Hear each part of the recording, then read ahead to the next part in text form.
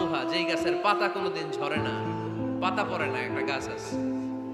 মাসালুহা কামাসালিল মুসলিম, এই পাতার দৃষ্টান্ত মুসলিমের দৃষ্টান্ত একই। হাদিসুনি মা হিয়া, দেখি তো কোন সাহাবী বলতে পারে এটা কোন গাছ। আল্লাহর হাবিব বললেন এমন একটা গাছ আছে যেই গাছের কোনো পাতা ঝরে না। এই পাতার দৃষ্টান্ত, গাছের দৃষ্টান্ত, মুমিনের দৃষ্টান্ত একরকম। ফাহাদিসুনি মা হিয়া, কে আছো বলতে পারো এটা কোন গাছ? কেউ পারে না। সাহাবারা মনে করছে এটা মরুভূমির কোন একটা গাছ হবে। কেউ বাড়ির পাশে যে খেজুর গাছ আছে এটা খেয়াল করে নাই।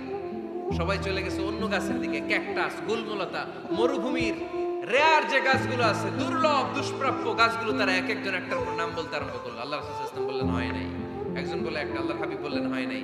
সবশেষে কেউ যখন পারে না, আল্লাহ রাসূল সাল্লাল্লাহু আলাইহি ওয়াসাল্লাম বললেন ইন্নাহা নাখলা, এটা খেজুর গাছ। এটা কি গাছ? সবাই বলেন কি গাছ? খেজুর।